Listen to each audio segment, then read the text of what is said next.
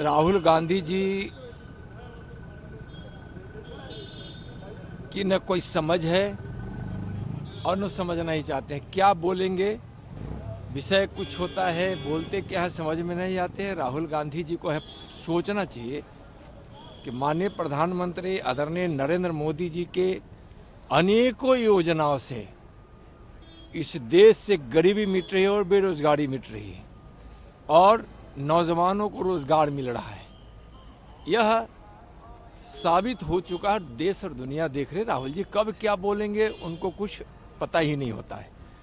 और अभी 3 राज्यों में भारतीय जनता पार्टी की भारी बहुमत से सरकार बनी है।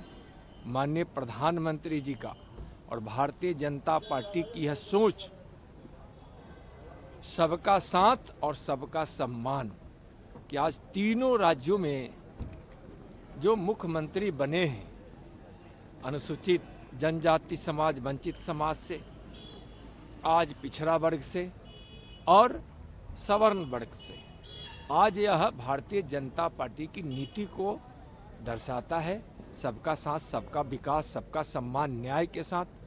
और यह बिल्कुल जो भारतीय जनता पार्टी की नीति है उसके अनुरूप यह हुआ है। प्रधानमंत्री जी का बयान आया है कि जो पार्लियामेंट अटैक हुआ इसकी गहराई में जाने की जरूरत है, काफी चिंताजनक बात है।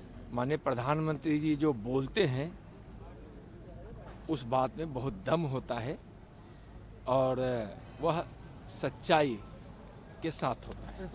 24 का चुनाव को लेकर जो अपोजिशन के लोग हैं बोलते हैं कि कुछ भी हो जाए। जहाँ प्रधानमंत्री कह रहे हैं कि हम तीसरी बार भी जीत कराएंगे, जनता गारंटी दे चुकी है, वहीं बिहार में विपक्ष के लोग आप कह रहे हैं कि खाता भी नहीं खुलेगा। बिहार में विपक्ष में कोई दम बचा है क्या? आप देखे होंगे माननीय प्रधानमंत्री जी तीसरी बार प्रधानमंत्री बने, इसके लिए इस देश की जनता कमर कस ली है और चल पड़ी है माननीय प्रधानमंत्री जी को तीसरी बार भारी बहुमत से, यानी पिछली बार से भी ज्यादा सांसद देकर, बहुमत देकर प्रधानमंत्री बनाने के लिए। इस देश का भरोसा, इस देश का विश्वास माननीय मोदी जी पर है। 350 से भी और विकास के भगीरथ हमारे माननीय प्रधानमंत्री जी है, जिनके प्रयास से, भगीरथ प्रयास से विकास की गंगा घर घर, जन जन, गांव गांव, शहर शहर पहुंच रही है। गरीबों के जीवन में उत्थान हुआ है, खुशियां पहुंची। आज हर वर्ग, हर समाज और देश के कोने कोने, गांव गांव, शहर शहर के लोग तक जो विकास पहुंच रहा है और जो विश्वास लोगों के मन में आया है, इससे माननीय प्रधानमंत्री जी की लोकप्रियता भी बढ़ी है और देश आत्मनिर्भर बनने की ओर भी है। देश का मान सम्मान भी दुनिया में बढ़ा है और दुनिया के सबसे लोकप्रिय नेता आज हमारे प्रधानमंत्री जी है। 2024 में तीसरी बार भारी बहुमत के साथ वह प्रधानमंत्री बनेंगे और बिहार में महागठबंधन का, इंडी गठबंधन का सुपड़ा साफ होगा। 40 की 40 सीट भारतीय जनता पार्टी और एनडीए जीतेगी। 19 को बैठक इंडी गठबंधन की, उससे क्या होगा?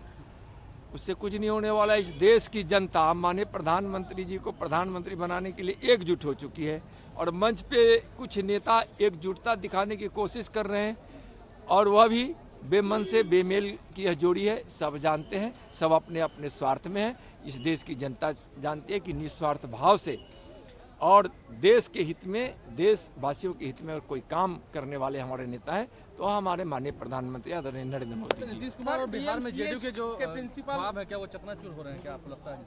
नीतीश कुमार के ख्वाब थे, चकनाचूर हो चुका है। अब क्या होगा? चकनाचूर बिल्कुल साफ, जेडीयू साफ हो चुकी है, आरजेडी साफ हो चुकी है। लोकसभा के चुनाव में 40 की 40 seat NDA Bharatiya Janata party जीतेगी। सर, डीएमसीएच के प्रिंसिपल दारू पार्टी करते देखे गए हैं। जब एम्स बनने की बारी आई तो उन्होंने ही सवाल खड़ा किया था कि एम्स यहाँ बनेगा तो स्वायत्तता भंग हो जाएगी। देखिए, नीतीश कुमार जी अपने जिद पे अड़े रहते हैं। इस बिहार में शराबबंदी बंद होनी चाहिए, उस पर प्रतिबंध लगनी चाहिए, लेकिन शराब नीति इनकी गलत है। बंद करने की इनके लोग, इनके थाना पुलिस सब यहाँ शराब बनवाने में लगे हैं, पहुंचाने में लगे हैं। शराब नीति फेल है और जिसके कारण जहरीली शराब से हजारों लोगों की मौत हो चुकी है। नीतीश जी की यह नीति फेल है। नीतीश जी, आपके शासन में कहीं भी शराब बंद नहीं है। पहले से ज्यादा शराब की बिक्री है और अवैध शराब का व्यापार हो रहा है, नकली शराब लोगों तक पहुंच रहा है।